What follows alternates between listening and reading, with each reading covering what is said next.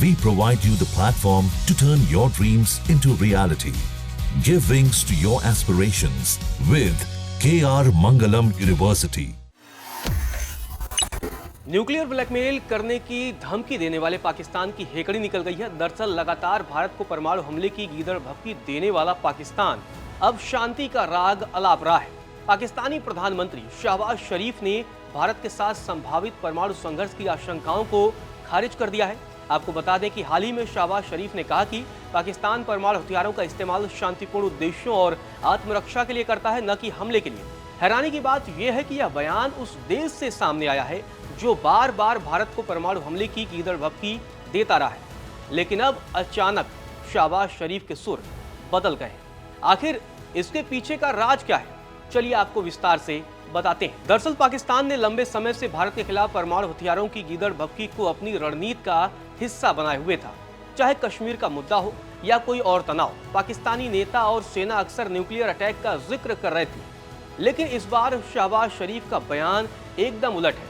वे कह रहे हैं कि परमाणु हथियार हमले के लिए नहीं बल्कि शांति और रक्षा के लिए है। पाकिस्तान के नजरिए में इस बदलाव की शुरुआत बीते 7 मई को ही हो गई थी। 7 मई के बाद अगले कुछ दिनों तक भारत ने पाकिस्तान का कुछ ऐसे इलाज किया कि उसके दिमाग से परमाणु बम का भूत उतर गया। अब बड़ा सवाल यह है कि आखिर पाकिस्तान की हेकड़ी क्यों निकल गई। पहली वजह है भारत की सैन्य ताकत का डर।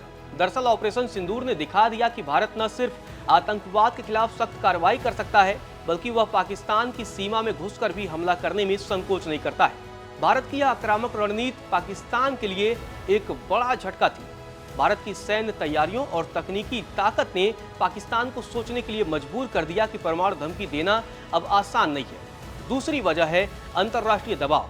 दरअसल भारत ने ऑपरेशन सिंदूर को आतंकवाद के खिलाफ कार्रवाई के तौर पर पेश किया, जिसे कई देशों ने स्वीकार भी किया। दूसरी ओर पाकिस्तान पहले से ही आतंकवाद को समर्थन देने के लिए वैश्विक मंचों पर आलोचना झेल रहा है। अगर पाकिस्तान ने इस मौके पर परमाणु हथियारों की धमकी दी तो और अलग थलग पड़ सकता है। शहबाज शरीफ का शांतिपूर्ण मकसद वाला बयान शायद इस दबाव को कम करने की कोशिश है।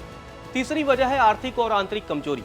पाकिस्तान की अर्थव्यवस्था पहले से ही डगमगा रही है। महंगाई, बेरोजगारी और कर्ज के बोझ के तले पाकिस्तान दबा है।